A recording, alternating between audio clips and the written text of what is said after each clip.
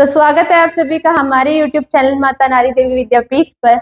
मैं आपकी science tutor खुशबू आज आपको 2023 का सैनिक स्कूल का 8th क्लास का जनरल साइंस का सॉल्यूशन कराने जा रही हूँ। जिसमें सबसे पहला क्वेश्चन है, identify the correct sequence of process that result in lightning. कि लाइटनिंग का जो प्रोसेस होता है उसके हमें सीक्वेंस बताने। इसमें हमें ऑप्शन दे रखे हैं, इन ऑप्शन को अरेंज करके एक सीक्वेंस में लगाना है।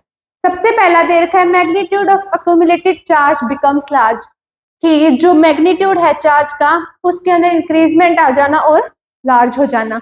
बी दे रखा है, accumulation of negative charge near the lower edge of the cloud.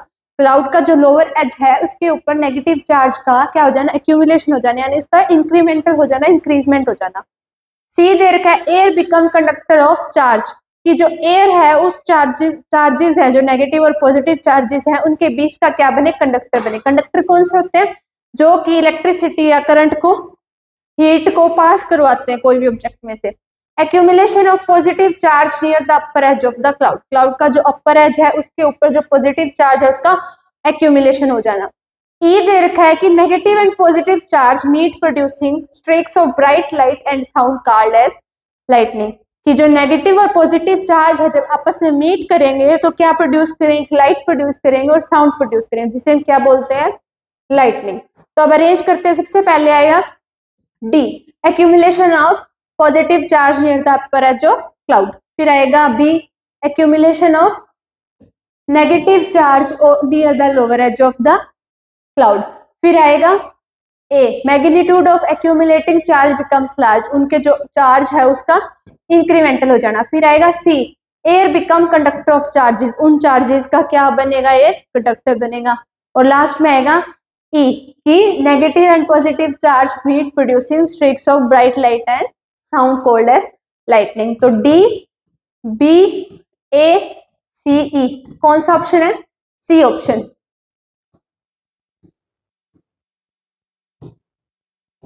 समझ आ गया।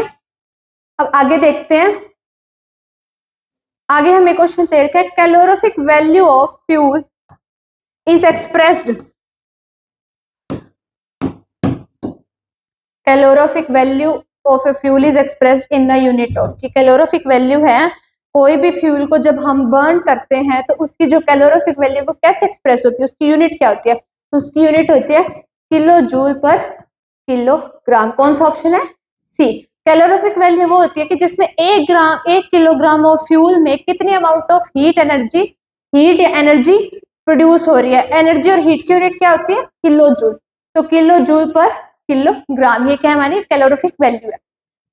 अब 78th क्वेश्चन है, the electroplate silver on the metal object. कि हम क्या कर दें, कोई भी एक मेटल ऑब्जेक्ट है उसके ऊपर इलेक्ट्रोप्लेटिंग कर दे, किसकी, सिल्वर की।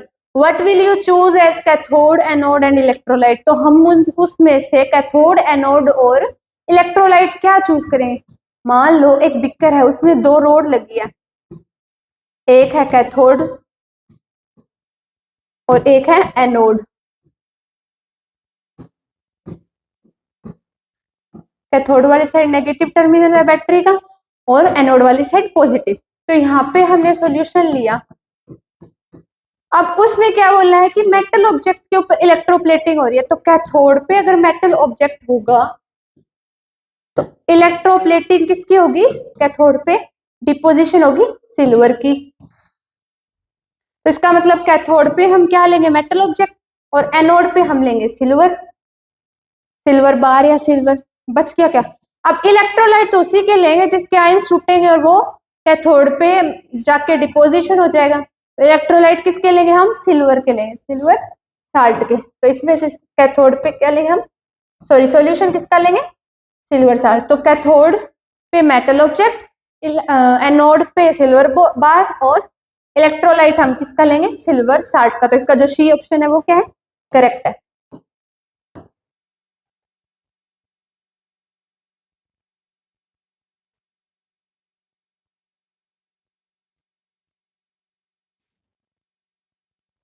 आगे देखते हैं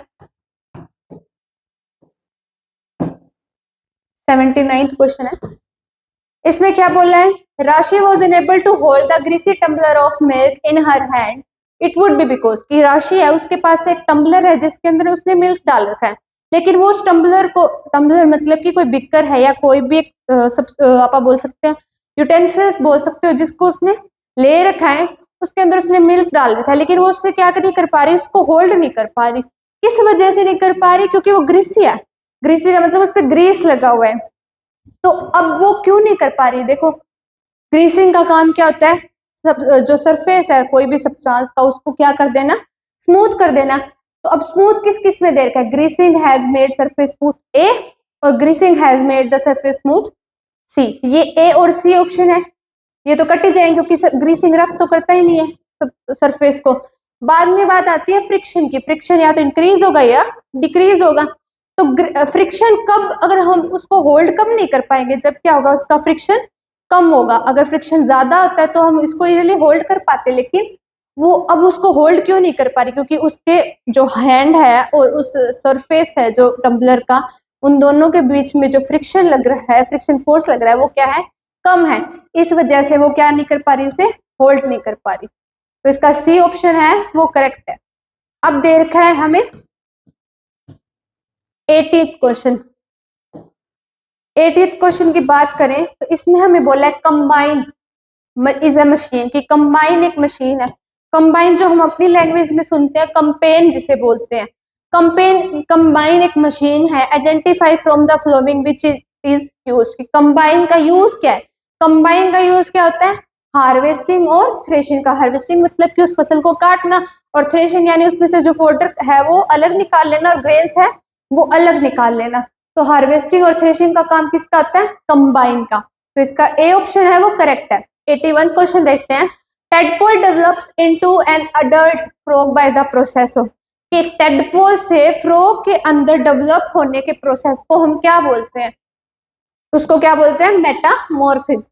मेटामॉर्फिज एक प्रोसेस होता है जिसके अंदर जो टेडपोल है उससे फ्रॉग के अंदर कन्वर्ट हो जाता है या डेवलप हो जाता है। जैसे हम अपनी बात करें, ह्यूमंस की बात करें, तो उसमें क्या होता है कि एक एग से जायगोट एम्ब्रियो में कन्वर्ट होना, ठीक है। और इसके बाद में उस प्रोसेस को हम क्या बोलते हैं कि एग का जायगोट में, फिर एम्ब्रियो में, फिटस में, इनमें कन्वर्ट होने को क्या बोलते हैं? फर्टिलाइजेशन प्रोसेस बोलते हैं। वैसे ही फ्रॉग के अंदर टेडपोल से फ्रॉग में डेवलप होने को क्या बोलते हैं? मेटामॉर्फोसिस। क्या बोलते हैं? मेटामॉर्फोसिस। तो इसका बी ऑप्शन वो है करेक्ट है। अब 82 क्वेश्चन देखते हैं हम। Force acting opposite to the direction of motion of a body is. कि एक कोई भी बॉडी है उसके जहां पे उसका मोशन है, जहां पे जिस डायरेक्शन में उसका मोशन है उसके अपोजिट उसका फोर्स लगना। कि force acting opposite to the direction. मान लो ये कोई ऑब्जेक्ट है, मोशन इसका इस डायरेक्शन में, मतलब ये फ्रंट चल रहा है, लेकिन इसका फोर्स उसके अपोजिट लग रहा है, तो इस फोर्स को हम क्या बोलते हैं? Friction force. क्या बोलते हैं? Friction force. तो इसका जो सी ऑप्शन है वो क्या है? करेक्ट। नेक्स्ट क्वेश्चन देखते हैं हम।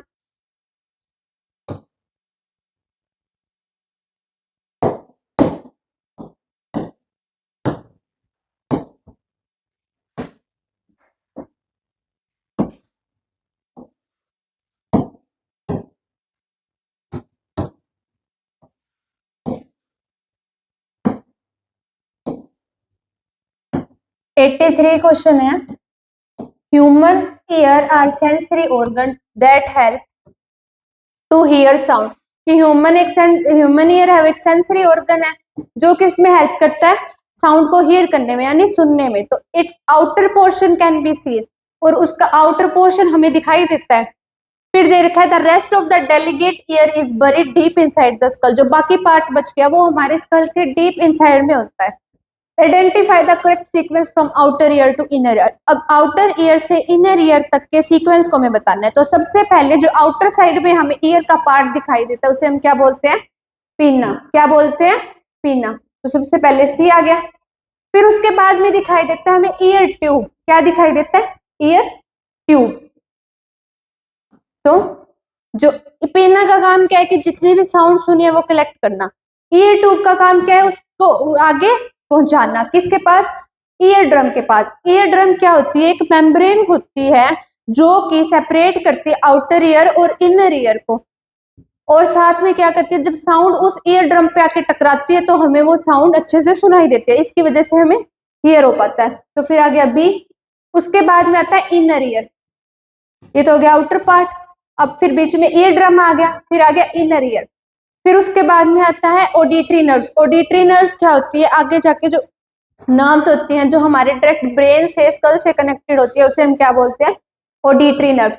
तो सी डी बी ई ए, ये किस ऑप्शन में मिलता है हमें, फर्स्ट ऑप्शन। तो ए ऑप्शन इसका क्या है, करेक्ट है।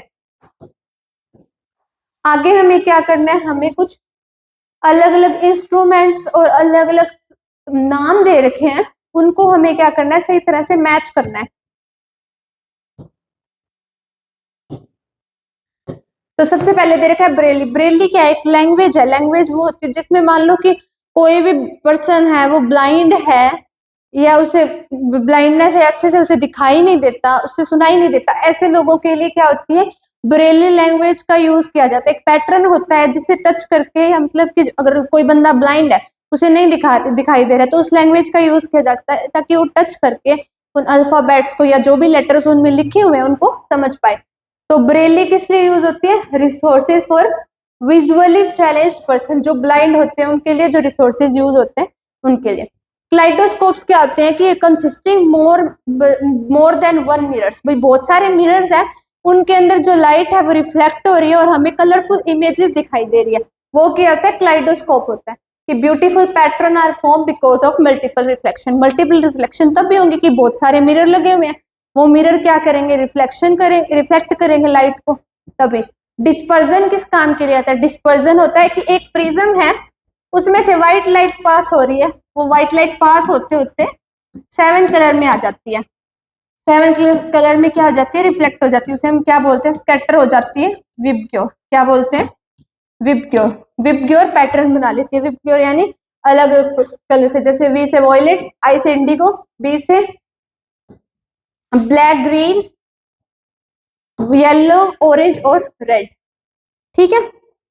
अब डिस्पर्जन क्या हो गया, splitting of white light into 7 colour. Lateral inversion, lateral inversion कौन सा होता है, कि जिसमें एक ऑब्जेक्ट है, मिरर के अंदर ऑब्जेक्ट है, अगर वो लेफ्ट साइड में बन रहा है, लेफ्ट इमेज बन रही है, लेफ्ट ऑब्जेक्ट की इमेज है वो लेफ्ट है, तो वहां पे जो इमेज बनेगी वो राइट में बन जाएगी। अगर ऑब्जेक्ट राइट है तो इमेज लेफ्ट में बन जाएगी, अपोजिट बनता है। तो लेटरल इन्वर्जन क्या होता है, left of the object appears right और राइट अपीयर्स लेफ्ट। की लेफ्ट, अगर ऑब्जेक्ट लेफ्ट में है तो हमें राइट में दिखाई देगा, अगर राइट में है तो हमें लेफ्ट में दिखाई देगा। तो इसका आंसर क्या होगा, ए का 3, एक ही ऑप्शन में है, ए का 3, बी का 4, सी का फर्स्ट और डी का second.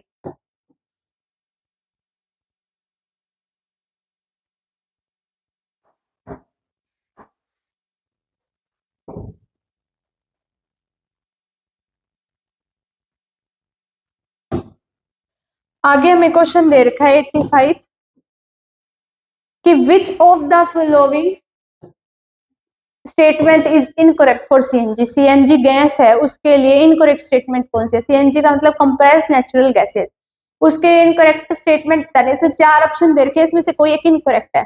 It can be easily transported through pipes, ये तो सही है कि सीएनजी है वो इजिली ट्रांसपोर्ट हो सकता है पाइप से, इसीलिए उसको पाइप के थ्रू भी भेजा जाता है। इट इज मोर पोल्यूटिंग, अब ये इसने गलत बता दिया कि मोर पोल्यूटिंग है। मोर पोल्यूटिंग कैसे है, अगर मोर पोल्यूटिंग होता तो व्हीकल्स के अंदर हम इसको यूज ही ना करते, सीएनजी गैस को, हमें जरूरत क्या पड़ती सीएनजी व्हीकल्स बनाने की। It is stored under high pressure, ये सही है कि इसको हाई प्रेशर के अंदर स्टोर किया जाता है। It is use as fuel for transport vehicle, जो ट्रांसपोर्ट व्हीकल्स है इसके अंदर हमें इस चीज का यूज करते हैं सीएनजी गैस का। तो इसका बी ऑप्शन करेक्ट है, जो कि इसमें इनकरेक्ट बताना था हमें कि इट इज मोर पोल्यूटिंग। आगे 86 दे रखा है, Amish has demonstrate science activity on igneous temperature. Igneous temperature पे हमें एक अमीश को एक साइंस एक्टिविटी मिली है, जिसके अंदर उसे ऑब्जेक्ट दिए गए हैं, paper sheet, candle, match box और water. The correct sequence for the activity to work will be, अब हमें इसमें सीक्वेंस बताने की करेक्ट सीक्वेंस क्या है। तो सबसे पहले क्या है कि make 2 paper cup by folding A sheet of paper, की सबसे पहले हमें क्या करना है, एक शीट दे रखी है उससे 2 कप बनाने हैं। फिर बाद में क्या करना है, pour the water in one of the cup, उस कप के अंदर हमें क्या करना है, वाटर को पोर करना है। फिर हमें क्या करना है, light up the candle, candle को जलाना है। फिर हमें heat both the cup separately with the candle, उस कैंडल से क्या करना, हमें बोथ जो दोनों कप है उनको सेपरेटली हीट करना है। फिर pour the water in one of the cup, अब जो पानी है वो एक कप में डाल देना है। तो ये सीक्वेंस इसका होगा DBAEB, कौन सा है, सॉरी सी, हाँ, continue heating both the cups, इन जो कप्स हैं उन दोनों को कंटिन्यू हीटिंग करते रहना है। तो DBAEC, सी ऑप्शन इसका करेक्ट है। सबसे पहले क्या करना है, एक पेपर शीट से 2 कप लेने, कप बनाने हैं, फिर उनमें पानी डालना है, फिर उसमें क्या करना है, हमें दोनों कप लाइट कैंडल जलानी है, और उसके बाद में उन दोनों कप को अलग अलग सेपरेटली हीट करना है, और उसके बाद में उन दोनों कप को कंटिन्यूअसली हीट करते रहना है। अब 87वां क्वेश्चन है कि इसमें मैच करना है, इसमें सेल और गनलीज दे रखी है हमें और उनके फंक्शन दे रखे हैं, उनके फंक्शन को हमें सही सेल और गनली के सही फंक्शन को मैच करना है। तो सबसे पहले दे रखा है न्यूक्लियस, न्यूक्लियस हमें पता है कि कंट्रोल सेंटर होता है सेल का, जो कि सभी जितने भी ऑर्गेनलीज है सेल के अंदर उन सबको कंट्रोल करने का काम करता है, कंट्रोल और कोऑर्डिनेशन का काम किसका है, न्यूक्लियस का। फिर आते हैं सेल मेम्ब्रेन, सेल मेम्ब्रेन का काम क्या होता है, न्यूक्लियस जो सेल है उसको शेप और प्रोटेक्शन देने का काम करता है, शेप प्रोवाइड करवाता है, प्रोटेक्शन प्रोवाइड करवाता है। तो cell membrane provide a shape and protection. Chromosome क्या करते हैं, कैरेक्टर को ट्रांसफर करते हैं, जैसे हमारे पेरेंट्स के जो कैरेक्टर हैं उनके जो जितने भी कैरेक्टर्स हैं वो हमें ट्रांसफर हुए हैं क्रोमोसोम्स की वजह से, तो वो क्रोमोसोम क्या करते हैं, कैरेक्टर को ट्रांसफर करते हैं। साइटोप्लाज्म क्या करते हैं, सारे सेल ऑर्गेनलीज के अंदर होता है, ये क्या किस काम आता है, ये काम आता है सेल को लिविंग रखने में। अगर कोई भी सेल के अंदर साइटोप्लाज्म प्रेजेंट नहीं होगा तो वो सेल क्या कहलाएगा, डेड सेल कहलाएगा। तो न्यूक्लियस ए का बी, सी, ए का सेकंड, सी का पहले सेकंड, ए का बी का फोर्थ, सी का थर्ड और डी का फर्स्ट। किसमें है, second, fourth, third, first, A option correct है।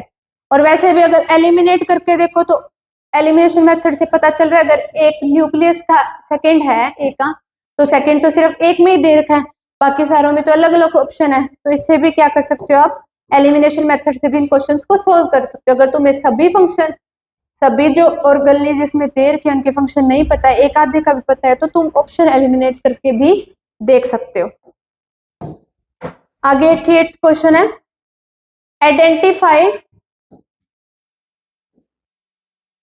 Identify the name of book carrying information about endangered species from the flowing. इसमें हमें ऑप्शन दे रखे हैं, उसमें हमें क्या बताना है,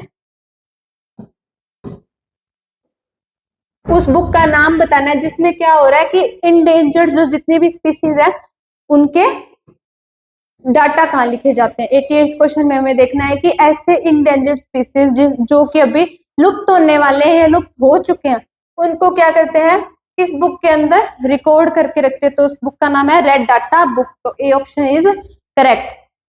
89th question, identify the traditional method of irrigation. Irrigation के ट्रेडिशनल मेथड यानी जो पुराने मेथड है जो हम यूज करते थे उनके बारे में बताना है। तो देखो स्प्रिंकलर सिस्टम तो अब चलने लग गया, फुहारों वाला जो सिस्टम है हम यूज करते हैं इरिगेशन के अंदर। दूसरा आता है ड्रिप सिस्टम।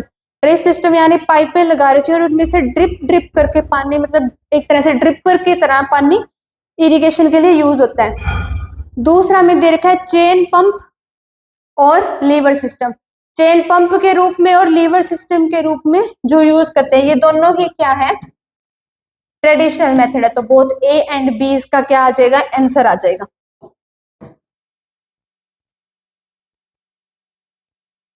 आगे हमें 90th क्वेश्चन दे रखा है कि name the national park situated in Pachmarhi biosphere reserve. की जो पंचमढ़ी बायोस्फीयर रिजर्व है उसमें नेशनल पार्क कौन सा सिचुएटेड है। तो उसमें कौन सा सिचुएटेड है? Satpura national park. Satpura national park कहाँ पे सिचुएटेड है? मध्य प्रदेश में। कहाँ पे? मध्य प्रदेश में। और ये किस लिए चलाया, मतलब किस लिए बनाया गया ये नेशनल पार्क? ये टाइगर रिजर्वेशन के लिए बनाया गया, मतलब टाइगर्स के लिए सतपुड़ा नेशनल पार्क को ज्यादा मेनली जाना जाता है।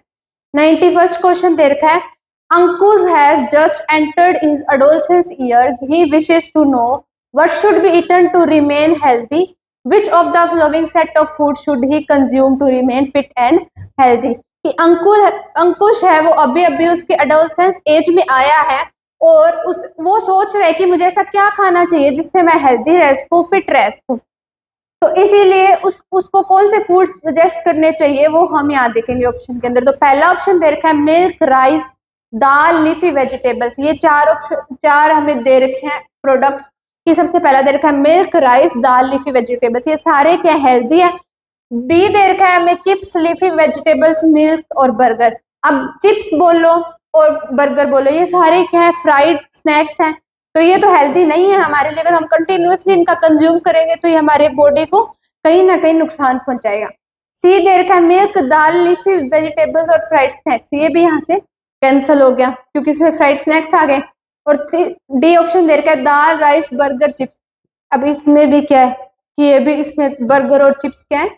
फ्राइड है, एक तरह से ऑयली भी है, तो इनको हम यूज नहीं करेंगे। तो ए ऑप्शन क्या है हमारे लिए? करेक्ट है। मिल्क, राइस, दाल, लीफी वेजिटेबल्स ये क्या है? हमारे लिए हेल्दी है, या अंकुश के लिए हेल्दी है, तो उसे यही कंज्यूम करने चाहिए। 92th क्वेश्चन देखो, अब at a puberty which hormone is secreted by ovaries. की प्यूबर्टी की एज में कौन सा हार्मोन ओवरी से सिक्रेट होता है? तो कौन सा होता है? एस्ट्रोजन। जब एक फीमेल है प्यूबर्टी की एज में आती है तो उसके अंदर से कौन सा हार्मोन रिलीज होता है? एस्ट्रोजन है हार्मोन रिलीज होता है, जो उसको ग्रोथ में, डेवलपमेंट में काम करवाता है और उसको सेकेंडरी जो सेक्स करेक्टर होते हैं उसमें भी यूज किया मतलब हेल्पफुल है। 93 क्वेश्चन है, Metamorphosis in frog is controlled by this hormone. की मेटामॉर्फोसिस होता है फ्रॉग के अंदर, जो मैंने तुम्हें बताया था प्रीवियस क्वेश्चन में कि टेडपोल से फ्रॉग के अंदर डेवलप होने को मेटामॉर्फोसिस प्रोसेस बोला जाता है। उसमें कौन सा हार्मोन हेल्पफुल होता है? कौन सा हार्मोन रिलीज होता है इस प्रोसेस के दौरान? कौन सा होता है? थायरोक्सिन। थायरोक्सिन कहाँ से रिलीज होता है? हार्मोन चाहे ह्यूमन हो, चाहे फ्रॉग हो, या कोई भी हो, जिसके अंदर थायराइड ग्लैंड प्रेजेंट है वहां से थायरोक्सिन हार्मोन रिलीज होता है। और ये कब होता है? आयोडीन की क्वांटिटी जब हमारी बॉडी के अंदर होती है तो वहां से क्या होता है? थायरोक्सिन हार्मोन रिलीज होता है। इस कौन से मिनरल की वजह से होता है? आयोडीन। तो अब फ्रॉग के अंदर मेटामॉर्फोसिस प्रोसेस को कंट्रोल करने का काम किसका है? थायरोक्सिन हार्मोन का। 94 क्वेश्चन दे रखा है, choose the feasible displacement reaction from the option given below.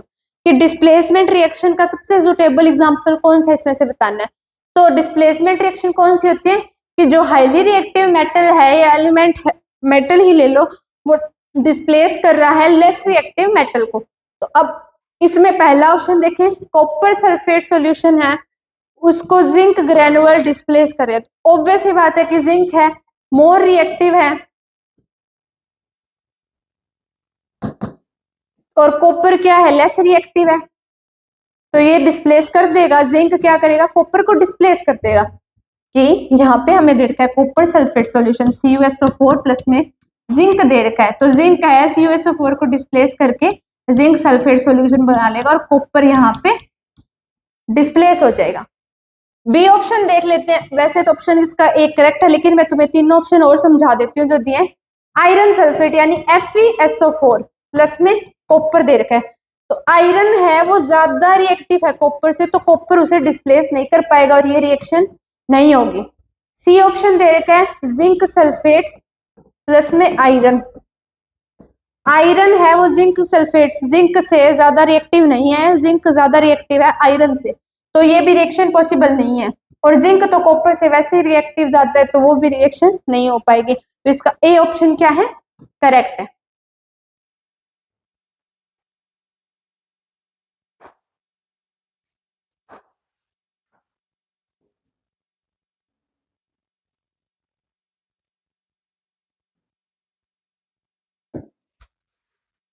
आगे क्वेश्चन देखते हैं 95।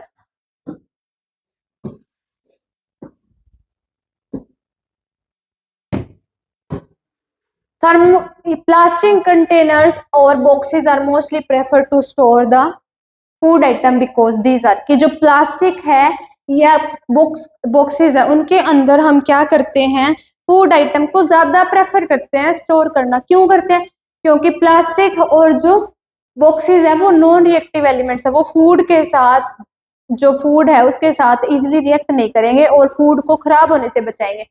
तो ये क्या है, नॉन रिएक्टिव है, तो इसका बी जो ऑप्शन है वो करेक्ट है। 96 देर का, if current is pass through copper sulphate solution copper get deposited on the plate connected to. अब वो इसने बोला है कि करंट पास कराएं अगर कॉपर सल्फेट सॉल्यूशन के अंदर से जो कॉपर है वो डिपॉजिटेड हो जाएगा प्लेट के ऊपर, और वो प्लेट कौन सी होगी, कहाँ कनेक्ट होगी। तो इसको समझते हैं कि एक बीकर ले लिया, उसके अंदर हमने 2 रोड लगाई,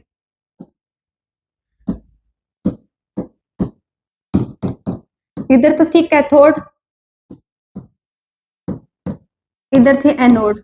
नेगेटिव टर्मिनल पे कैथोड है, पॉजिटिव पे एनोड है। इसमें सॉल्यूशन है कॉपर सल्फेट का। जब इसमें से इलेक्ट्रिसिटी पास करवाएंगे या करंट पास करवाएंगे तो आयंस है सॉल्यूशन के डिसोसिएट हो जाएंगे, कॉपर +2 और SO4 2 नेगेटिव में। और कॉपर के जो आयंस हैं वो सारे क्या हो जाएंगे, कैथोड पे आके डिपॉजिटेड होना शुरू हो जाएंगे, जो कि किससे कनेक्टेड है, नेगेटिव टर्मिनल से, बैटरी के। तो इसका ऑप्शन क्या आ जाएगा, नेगेटिव टर्मिनल ऑफ बैटरी। ये हमने जो 2024 का पेपर सोल्व किया था उसमें भी फर्स्ट क्वेश्चन यही दे रखा था। उसमें मैंने एक्सप्लेनेशन तो तुम्हें सही बताई थी, लेकिन ऑप्शन मैंने थोड़ा गलत टिक कर दिया था, उसका ऑप्शन आना था बी और मैंने डी टिक कर दिया था, तो वो तुम करेक्ट कर लेना।